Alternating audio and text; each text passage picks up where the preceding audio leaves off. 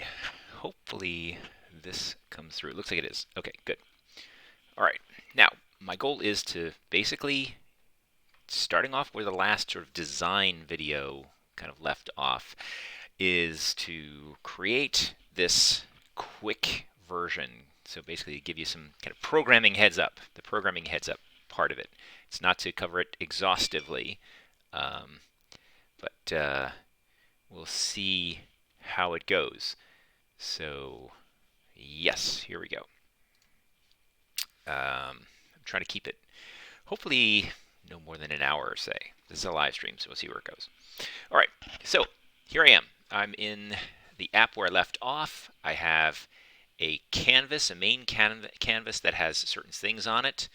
All right, that canvas has some buttons, which are just named button, button, button, button, and it has some main text. Let's see, double click on that. Okay, we've got a main text box. We have some feedback text. We have some score text. We have button, button, button. We have some sort of action toggle thing. We have a player object. Okay, now there's some objects here that I created. I had a player, which has an RPI seal thrown on there. Okay, this is just a sprite renderer dragged into the scene. It became the player. Okay, we have goal 1, which is down here in this corner. We have a beacon, which is kind of letting me know where goal 2 is. And we have the winning goal, okay, which is right near where the beacon is, by the way. All right. So this isn't 100% the most effective way to do it. Like I could say, I'm shooting for B is for basic here. Okay, so B is for basic. We're going to try to get this across. I don't know if I'm going to, not going to put as many comments in the code as I want to see in final code, A-worthy final code. But we'll take it from there. We'll see where it goes. All right. So, do I have any script in here at all? I don't think I do. Let's see. Player. Does the player have a script on it? Nope. There is no script whatsoever. All right. So if I hit play, nothing happens. I just get a screen like that. All right. Those of you tuning in, just playing it by ear here. You can watch the first recap, a couple of first minutes if you need to. If you do have any questions, you can try to shout them out. Maybe they'll come across. Let me turn this volume down just a little bit. I think I'm redlining there a little bit. We'll see how that goes. All right, so now in this, we're going for simplicity. And in doing so, I'm going to use just a single script. I'm going to say, okay, the player is in charge here. So player, add component, and I might have, there might be, well, I'm going to say new script, and this would be our simple controller script. Okay, simple controller. I'm naming simple controller just in case I have another player controller lying around and I don't want it to be around. So the player, hopefully momentarily, where'd it go? Okay, it now has a simple controller script on it. I open that up. I can see Visual Studio 2017 here. We're just going to open up. It's going to have a default default script in there with a default class. It's going to be named Simple Controller. It has the default methods for that class. It has start and update, which are, of course, inherited events from the MonoBehavior class. All right, so I'm going to get rid of update because this is a turn-based game, and I don't want to have anything. None of it is real time yet. We're going to get to real time in our next 3 projects. So for now, not thinking that. But I'm going to use start just in case I have any initialization I need. So if I need to put something in its proper location, I'm going to use it for that. The other function I'm going to need is something called move player. All right. Now, I have a number of different buttons. Let's see. We'll also say I need a void take action. I need that as well. So I have a take action function. And I don't know exactly what's going to happen there. I always like to use a toggle here, but maybe I'll change it up because I've done that. So maybe I'll do both. I can certainly toggle state. Okay. Right. Toggles have a state. They're either enabled or disabled. So we'll leave that. So we have some placeholders. Move player, take action, toggle state, and start. All right. Now, in the scene I already have, and this script is on this player object. Now, so there's the player object. Again, there's a sprite render, an audio source, and simple controller here. All right. So the first thing I want to be able to do is move. Now, let's think about the script. We're going to design the script a little bit here. So move the player, move player. And player will need to move, I don't know, north, south, east, and west. 4 directions. Okay. So somehow I need to tell this function that it's going to move in one of those 4 directions. So I'm going to say int direction. All right. Print, and we'll say direction is, and for those of you who are saying, well, if he does all this, it's going to be super easy. And yes, this first project should be super easy because the other ones are going to get much more challenging. All right, so here we are. Move player direction. All right, now I need a way to figure out what direction should I move the player in. All right. Now, I'm going to get that back from these buttons. These buttons. I get those 4 buttons. Canvas. Go visit those buttons.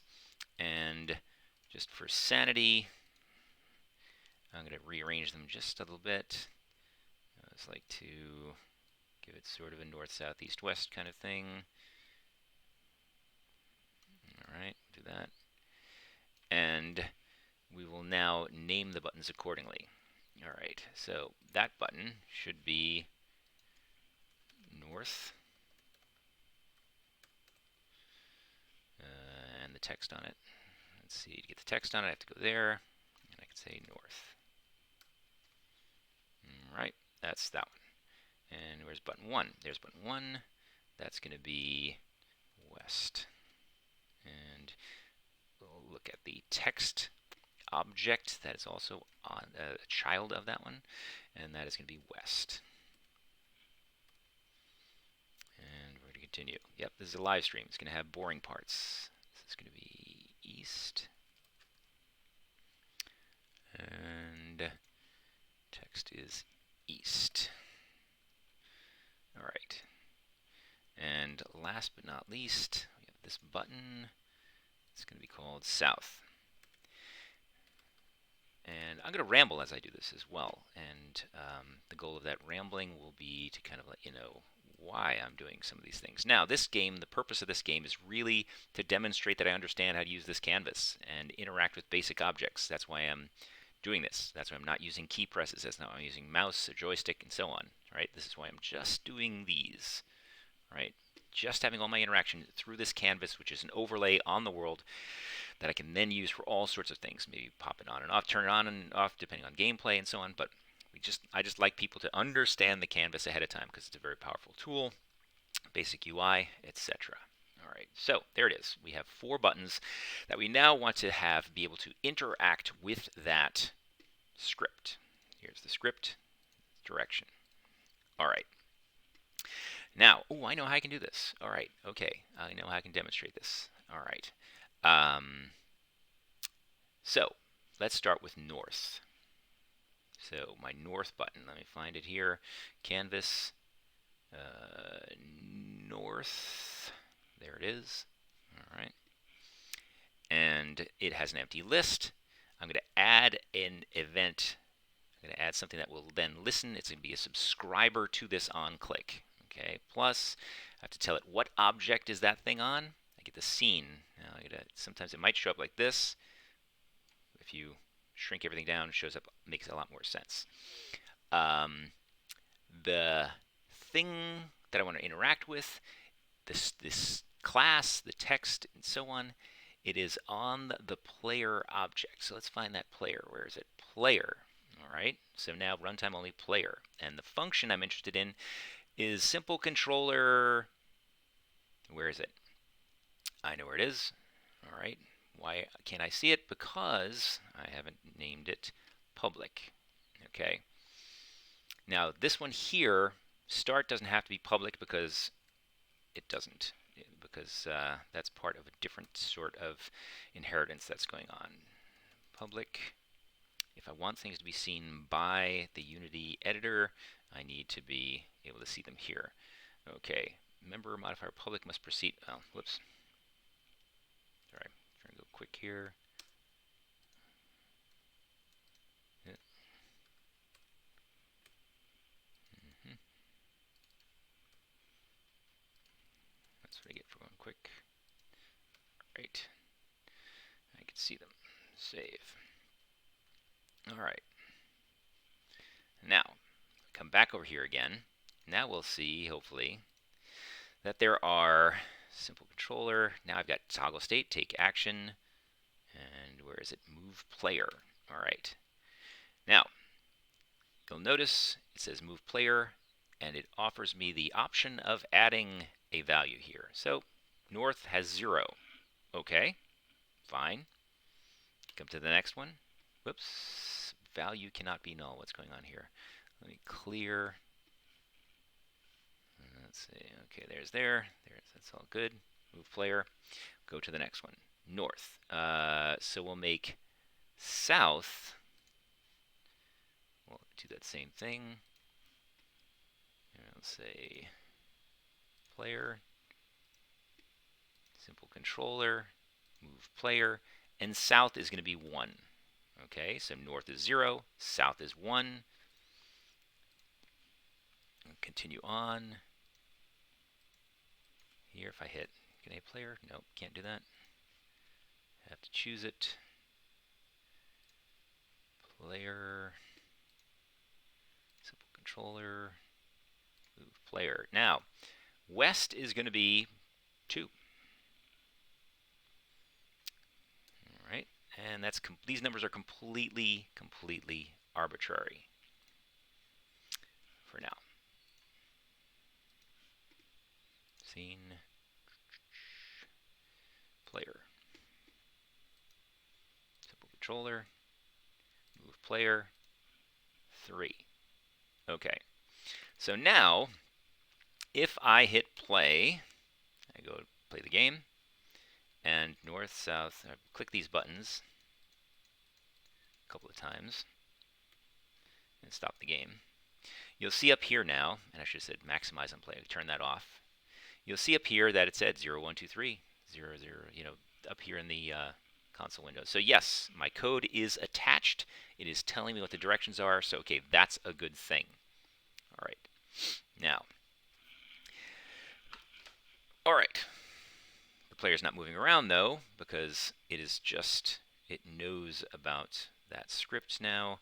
But let's go back to our player and open up our simple controller script. So all it's doing is doing this print. And I'm going to go ahead and leave it there for now. All right. Now I'd have a choice. I could say if direction and direction equals 0, that would mean that the player wants to move north.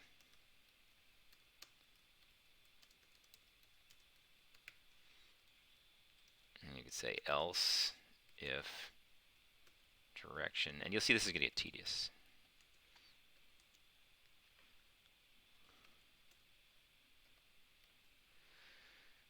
Player wants to move south, and so on. I don't like using these kind of cascaded if statements when I could use something better. All right, so I'm not going to use the cascaded if statement. You can do it that way. If it was simple, it's like a one-shot deal, maybe 2, or there's some kind of calculation involved in here. But when you're comparing to a list of values like this, the best thing to do is to use a switch statement. Switch direction. Okay.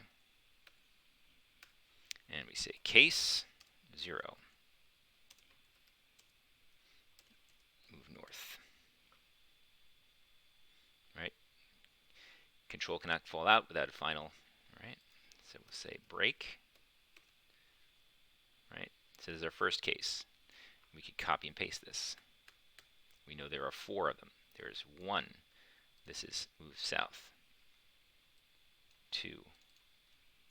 West. 3. East.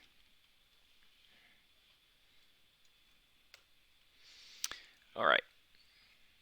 So how can I sort of not give away the goods here? All right.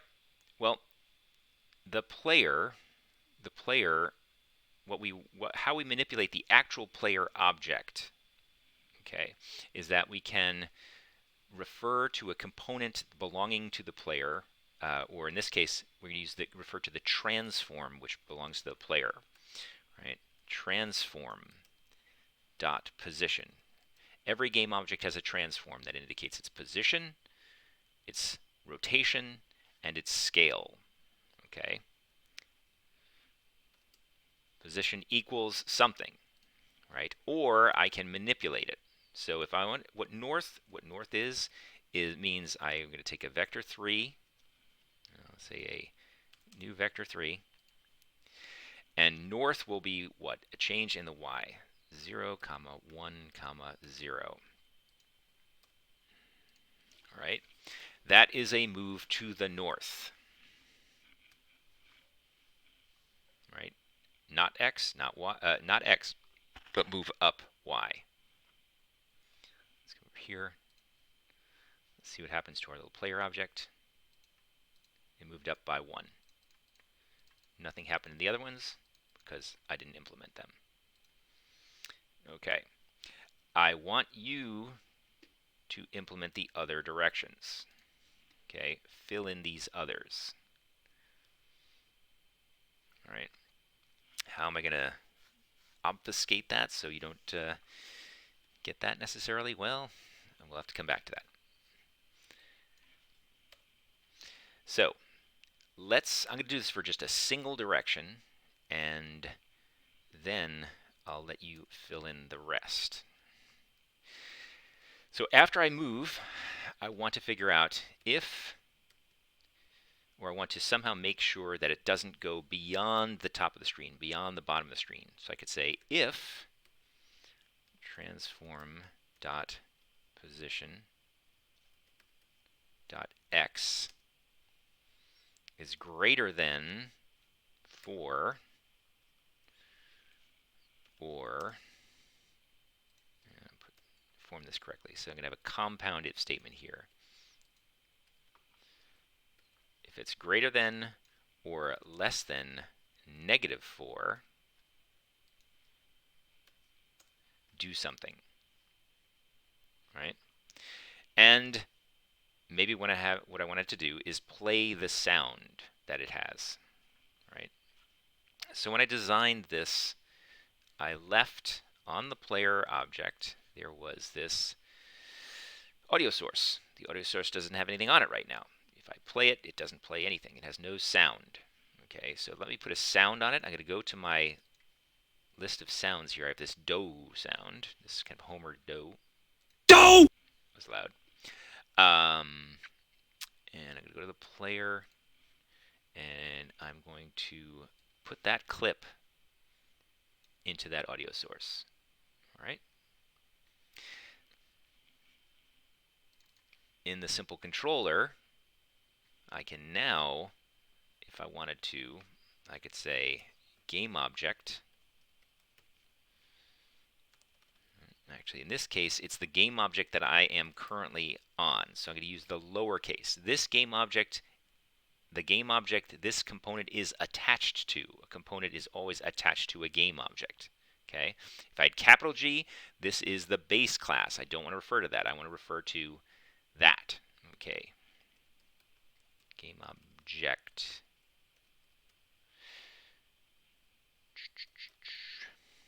Dot. And I want to say what? I want to get component. Get component. Which component? Audio source. All right. That will get me the audio source. Now, what do I want to do in reaction to this? I want to play the audio source. All right. Save that. Play.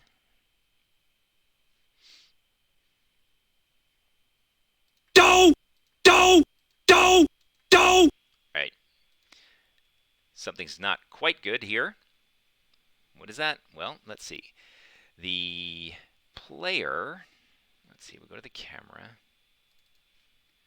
And the player starts off at 0.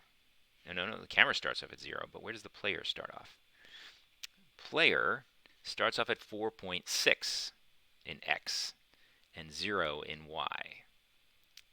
Right. So, let's hit play again.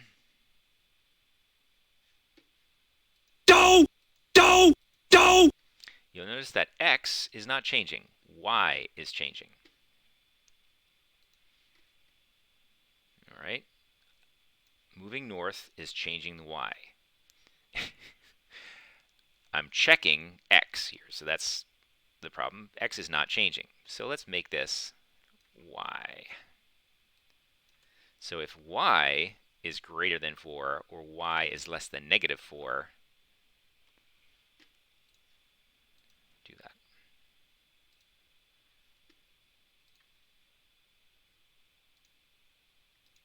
Nothing. Nothing. Nothing. 4. Dough. All right, we hit it.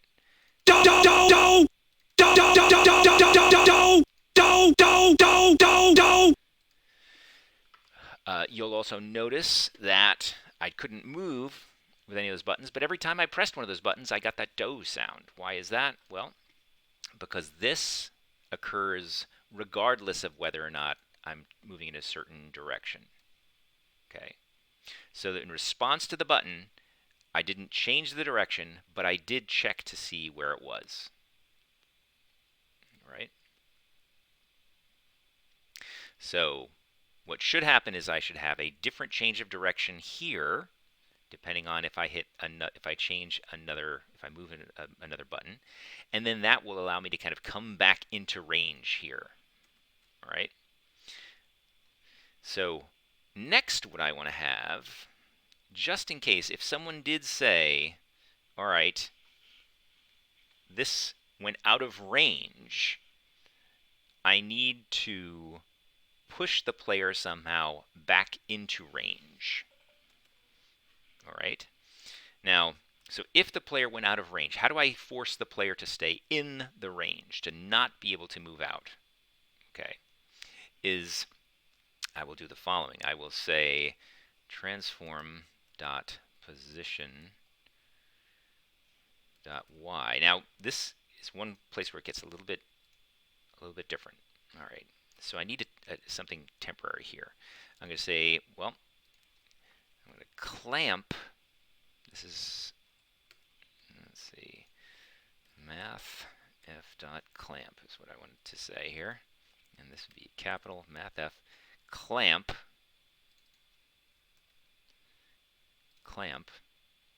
And the thing I want to clamp starts off, it's either going to be this, or it's going to be between -4 and 4. Okay. So this function here will return a value that is between -4 and +4. If position y exceeds that, if it goes lower than that, it passes -4. If it goes higher than that, it returns 4. So we'll do this. We're going to create a temporary variable. Remember, we can just say int temp y equals, it's not an int, it's a float. Float temp y equals that. Right? And if I want then to enforce that, if I want to say transform dot y, this is one of the things where it gets a little bit tricky. Transform position dot y. I can't just set that equals tempi. I can't do that, right? Because transforms want to be changed as a whole thing, as a unit all into and of itself. So in order to do that, I have to say, I have to reset that whole thing, right? So one thing I can do is I could say, declare a vector 3 temp vec, all right, and say, you'll notice here, this is reasonable. I can say temp vec dot y. I can do that because it's not part of a transform. It's not locked in place. Now, I need then to also make sure I preserve the x value as well. And the x value is going to be, for now, unless I clamp it, you're going to need to change this, right? Temp vec x is transform and so on. Or what I can do is say temp vec equals transform dot position. Okay. This is kind of the cool thing, right? So what I'm doing here is I'm saying, all right, first things first, grab a copy of the position, modify that position's y value, and then copy it back in again.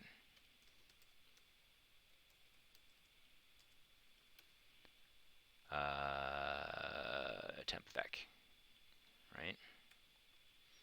So that's legal, right? So I could say calculate a new y position, or don't modify it if it was already in range, and then grab a temporary version of the vector of that current position, modify just the y, and then copy it back in.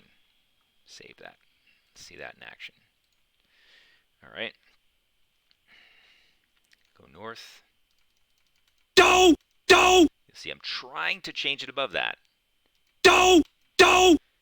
But it's limited. It's not letting it get past there. I can't go further south.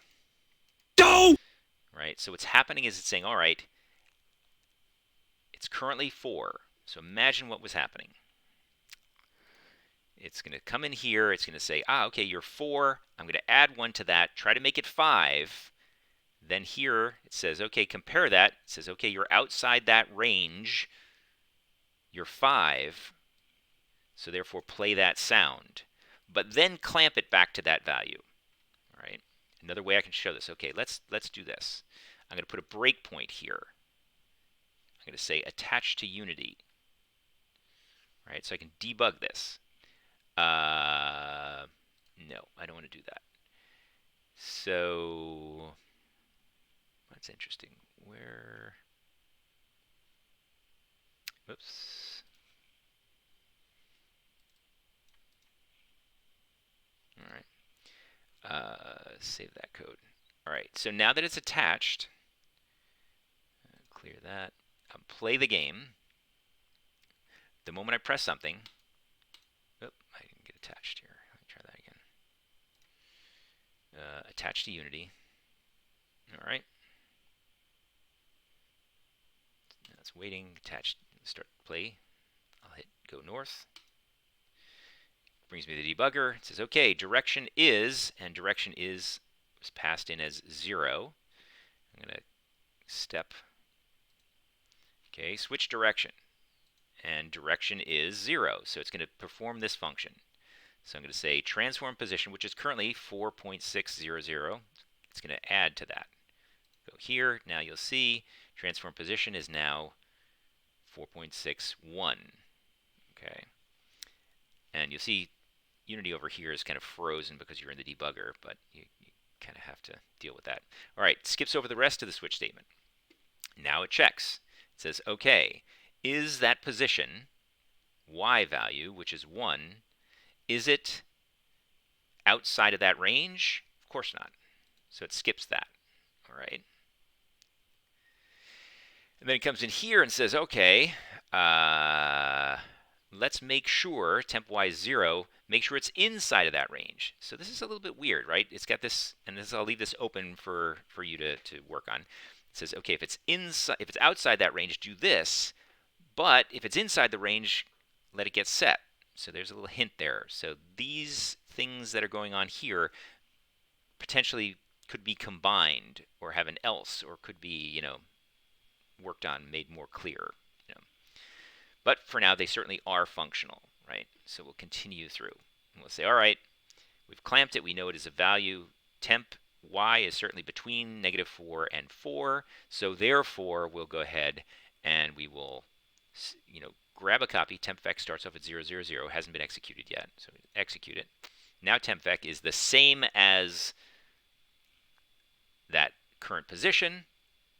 And we go ahead and we say it's valid. You can do that. So it's going to copy it in there, right? If it wasn't the same, if this clamp was larger than that, this number would not be the same as this. So it's a little bit redundant in that you'll see, okay, tempvec y is 1, and tempi is also 1 currently because it's valid. If it wasn't valid, it would have changed here. And then, in the end, we set it to that, right? So as long as it's in the range, this code's a little bit weird in that it is sort of redundant. It's just in case to keep it intact here, but this is where we're kind of clamping that position. Keeps us in line, all right? Say continue. If I come back and I hit north again, it's going to happen again, and so on. And for now, I just say go ahead, continue. Go north again. Continue. I'm going to get to that point where I'm north, and I think now I'm going to hit 4 here. All right. So when I hit 4, it may get a little bit more interesting. That part's the same. But now 4, well, that's not greater than 4, so it's valid. It's at that edge, so we're good. Nothing happens. Here's where it gets interesting. Hit north. All right. Now, continues. That's right, the same. But here, you'll see position is 5. 5 is outside that range, so it's going to get inside here. Right? That happened. All right, we're in the debugger, so it's going to be a little bit weird. It's going to probably happen when we hit continue. We'll actually hear the sound. Right? It's kind of queued it up. And also now what's happening is this temp y, we're going to come through here, and you'll see position y, that's 5. So that's 5, but temp y is 4 because it got clamped to that, right? And so on. So now tempvec, which is the 4 version, is going to overwrite the version that's 5. Keep us in range. And we got that sound. All right. So that is limiting the motion of the player up here and responding in result of it. So if you want to play a sound, this is how we play a sound. Okay. You remember in the other one, I set up that sound so specifically the sound object here that is on the player is not playing on awake. If I said play on awake, the first thing that would happen is I'd get that. And I don't want that to happen, so I turn that off. Play on awake. Don't want that to happen. All right. So you can fill in the rest, north, south, east, and west. All right. So let me make this relatively simple. How can I do this? So the player here is, let's see, let me put goal 1. I'm going to position goal 1 in such a way that it's going to be right here. All right. So if we think about it, since I'm allowed to move north like this with the player will get in line with it, and then it'll start moving basically away from this, right? So go towards it and then move away from it. Okay. So what I want to do is I'm going to attack this feedback thing here, right? So in feedback, I want to tell the player, are they getting warmer or colder? Right? Are they getting nearer or farther? Does the Can they smell the chocolate chip cookies better or not? Can they sense impending doom more or less? Something like that. There's some matter of degree that they experience based on this. All right. So I'm going to do the following. All right. Now I need to know about this object. My player needs to know about this goal 1. A couple of ways I can do that. I can either have a global, or excuse me, not a global, a public variable here. Now I'm going to stop this debugging. I can either have a public game object goal 1, right?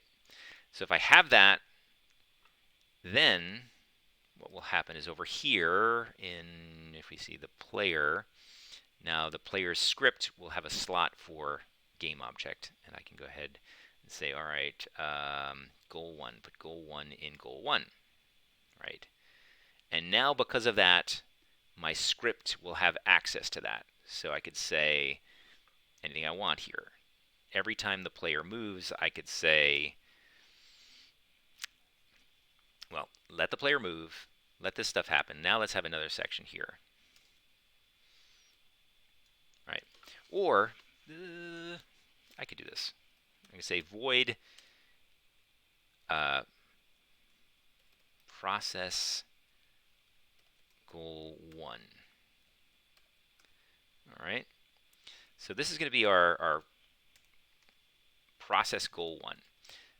And this is really just to make it, to kind of organize the code.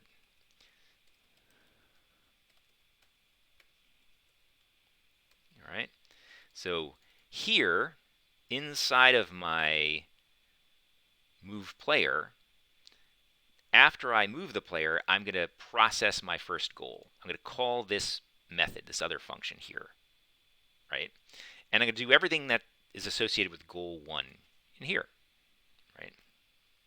So the first thing I want to do is I want to say, okay, how far is it to the goal? If, well, I'm just going to print it out. I'm going to say print, and for now, we'll just say distance to goal 1 is, and I'm going to put the following. All right. So I'm going to say float distance, to goal 1. Distance to goal 1 equals vector, let's say 2-dimensional because I'm only interested in x and y. Vector 2, and now a vector 2. That means use the vector 2 library, the vector 2 class, and we're going to use the distance function that belongs to that class. And we're going to give it 2 vectors, a and b, to return the distance between a and b. It's really the points a and b. And the points I'm interested in are, of course, transform position of the current object, that's of the game object that I'm on. And the other one is going to be goal 1 dot transform dot position.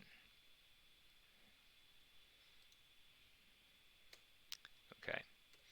So this distance is going to be the distance between the player's current position and the goal's position. And get rid of that. There we go.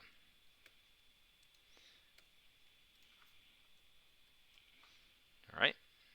No logic in there. All it's going to do is every time I move the player, it's going to print out that distance. My game. Press play. Now, watch up here. Distance to goal is 1.78933. Got smaller, 1.510. And it got bigger again. Why? Because the goal is here and the player moved past it. Right? If we're able to move back down, this number would then decrease again. Right? So as I moved past it, the number went from, it was decreasing and then it increased again. So now I know something about the behavior. I can make a judgment to say, okay, if that number decreased, do one thing. If that number increased, do something else. All right. Now, I'm going to do both of the things that I want to hear. So I'm going to combine these all in here for the sake of making it quick. And we will say, all right, goal 1 now. Let's put a sound on goal 1. And what the heck? I'm going to really try to tempt fate here. I'm going to open up another window, and I'm going to go free wave, and you're not seeing this, ticking. And because I want to hear a cloud sound, or a ticking sound. Let's see. Nope. I don't know. Can you hear that? That sounds pretty cool.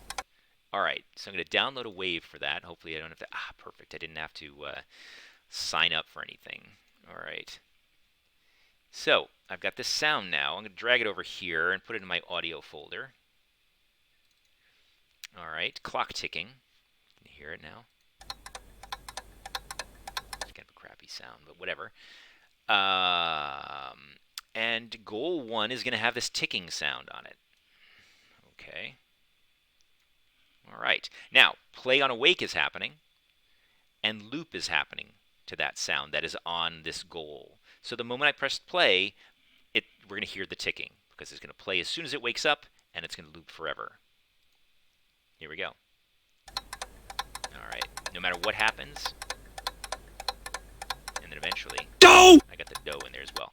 But the sound didn't change, the volume didn't change, and so on. So to do something dynamically, what I want to have happen is I want this sound's volume to change. Okay? To do that, leave that priority 128. To do that, I'm going to modify a value of that component, something on the component. So just like up here, I was able to use the play method of this audio source. Instead here, I'm going to modify this sound or modify this audio source based on this distance. All right. So we'll say here I can refer to goal1 dot get component audio source.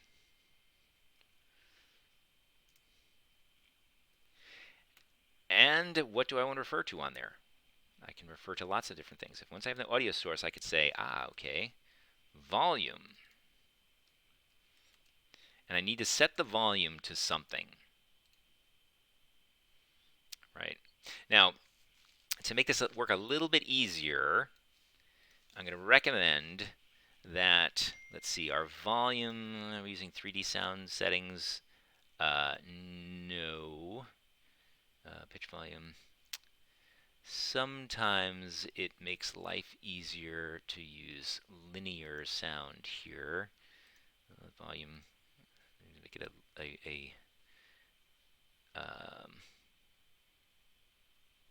I don't think I need to even necessarily worry about that. I think this volume here is linear, so leave that off. All right. So I want to modify that volume according to the distance between the two. Right. So we want to make it get louder as you get closer and softer as you get further away. So I can't make it, distance. If distance was more, that would mean louder. That's no good. So I want distance, smaller distance gets louder value. So I have to invert it. Right. So I can say 1 or some number minus some value that I'm going to create here. All right. So I'm going to say, how close do I want to be? What's my maximum distance? So it's distance to goal 1 divided by some value. All right. So if I say divided by 2, it's going to be at half volume when I am 1 away. So it would be pretty darn close. Or, and so on and so on. So maybe make this 4 or 3, right? You'll need to sort of tune this on there. And I'm using F there here because this is a floating point number, right? So I'm saying, all right, once I get within a certain distance, this is going to be sort of a valid, if this is large enough and a negative volume is just going to be 0. So this is going to get automatically sort of clamped to 0, so I'm not going to worry about that. Hold on a second. I'm afraid I'm... all right. So that's my script, and let's see what happens. See, my ticking starts off. Volume is set to 0.049.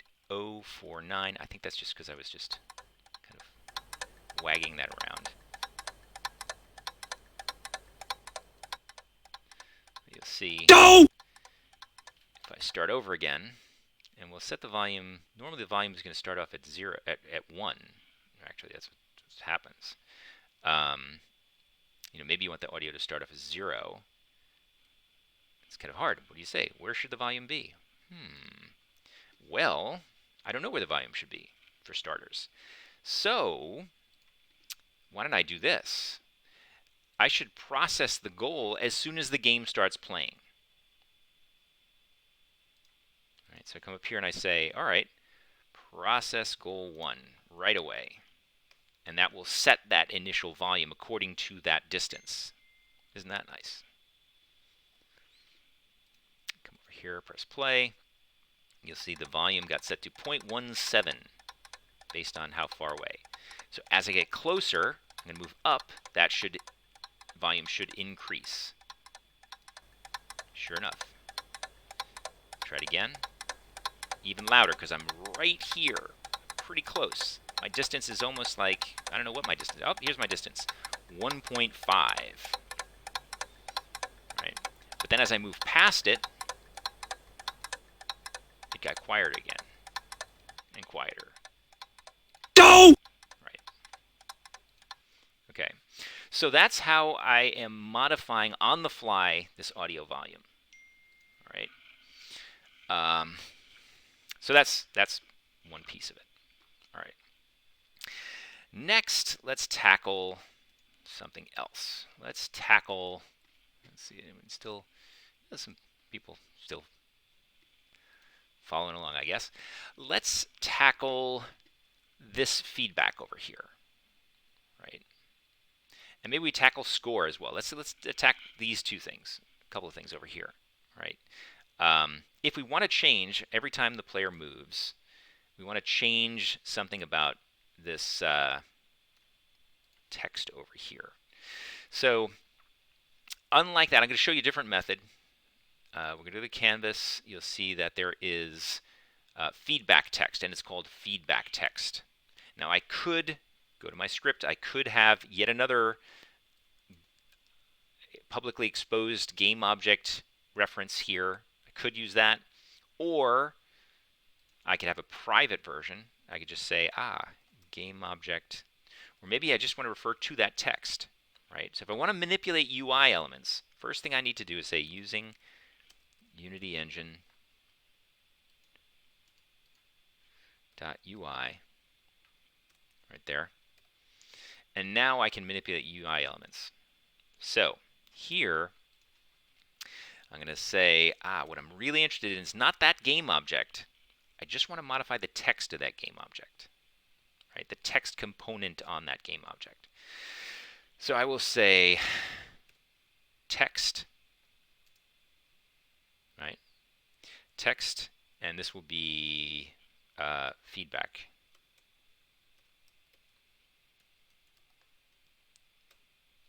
Okay. But I can't just talk to that. I can't just go, start writing it there. I need to initialize it. So I'm going to initialize it here and start. I'm going to say feedback text equals something. Game object dot find, right? I'm finding a game object, and I look to see its name. It's capital feedback. Okay, feed.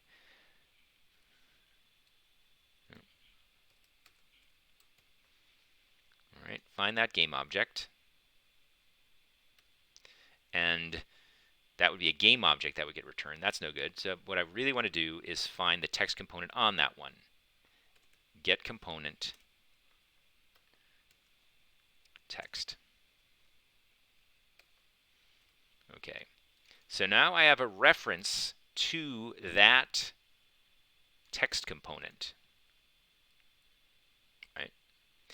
So inside of here, and maybe I have something else, another function perhaps, or well, let's see, yeah, if I'll just do it right in here. I want to put this distance in there.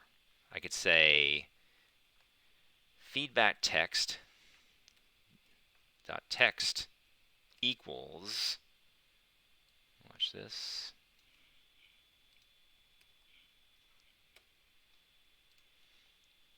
all right.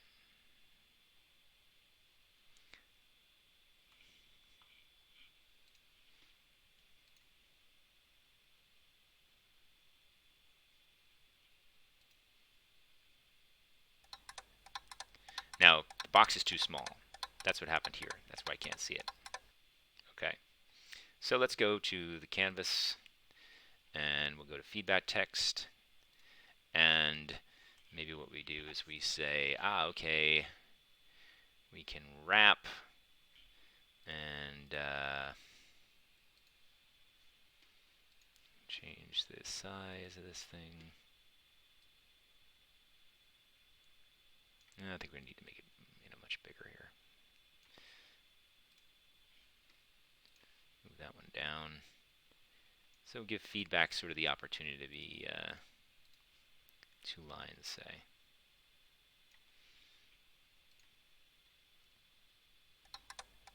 All right, feedback to goal is, and so on.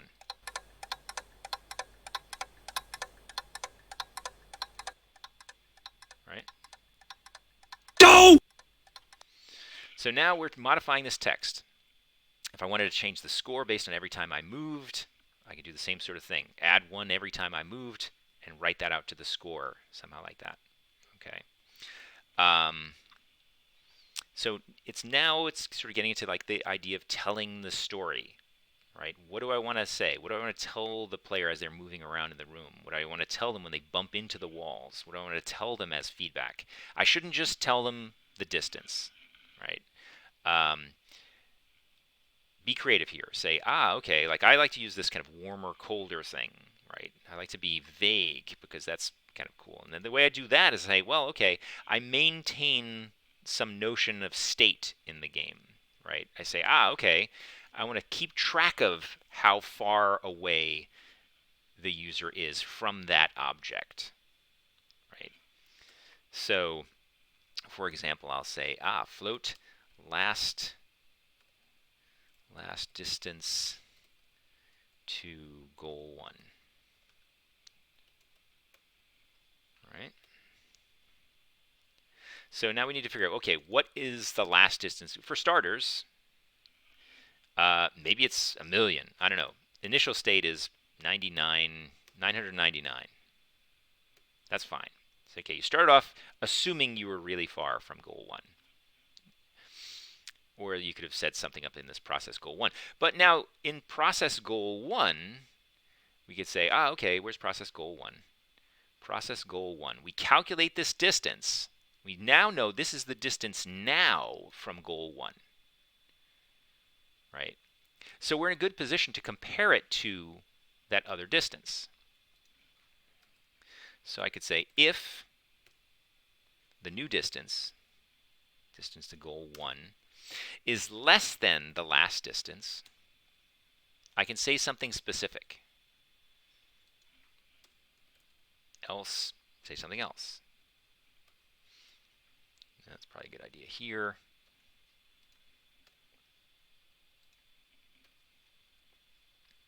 So if the distance is less than the last distance, say you feel calmer. I don't know. Make up something.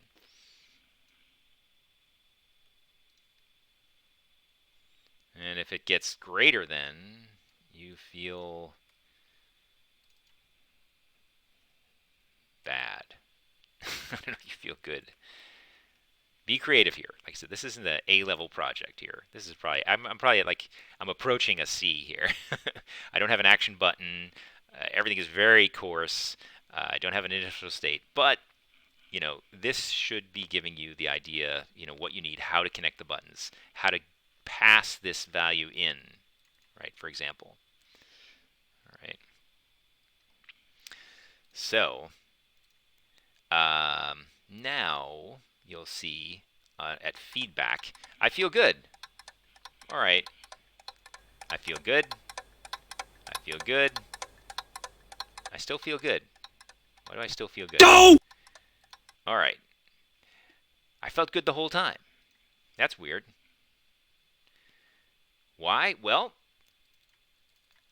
last distance to goal was set to 999, and it never changed. So I always felt good because my distance was always less than 999. So what should really happen is after I check this, I have to say, well, now the last distance, right? This is the last time I check now, equals distance to goal, right? So I am now I'm updating this value to be where I currently am standing. So next time I move, I'll know what changed, right? So I come over here. I start off, enter the game. I'm going to feel good because I know the initial state was that. I'm going to move that up. Feel good. I feel good. I feel bad. Why do I feel bad? Because I moved away from that goal. So as this decreased, or as the distance increased, the volume decreased, I had that bad feeling because that volume, that distance was changing. Right. So this is a pretty good point to stop. I'm almost an hour in, and I think I've given you some pretty solid help on some of the main things here. Right. I haven't really tackled this action button, but the action button stuff is kind of covered in the other examples on YouTube. So I'm gonna put that there. I think this really covers the where in the script, how difficult should this be, the basics, set up some. It's really basic script. There's not a lot of code. We didn't write a lot of code, but it just showed you like, okay, where should things be happening, right? It can all happen sort of in this one script, in this one class, because everything is about the behavior of the player in this case. The player moves, something happens. The player takes an action, something happens. It's all part of the little player's little local piece of it. There's no other game objects kind of moving around in the world and so on. We'll get into that, definitely more in other projects. This is really just kind of manipulating kind of some objects based on how the player moves. All right. So I will sign off from now. If you have any questions, send them over on Discord. But I think this really should be. I mean, this is when I said this is probably not quite a C project yet. This is probably I would, if you got this far, certainly you get some effort in there, but you really you definitely need to have the directions all working from here. Um, this would be I'd give you probably a D with this sorry, as it stands right now. You need to at least be thinking here, expand on the north, south, east, west. Get the different directions working, right? Get some sense of a goal to the game so that the game plays. Go out and also do your menus, right? The other menus, so like launch into this game, so I know it is your game. I gave you some other things in there to kind of wrap around this game compared to the other games as well that are all going to be within the same project. Obviously, this one is really all just a single level of the project, or the single level of the overall semester project. All right. Okay. Good luck with that. And I'm going to take a break. If I get any other requests, or if anyone points out anything I just totally took for granted, I'll try to put some other info out there. But let's go with that for now. I think that should be pretty helpful getting you kicked off. getting your project kicked off, not you kicked off. All right. Have a good day. Take care.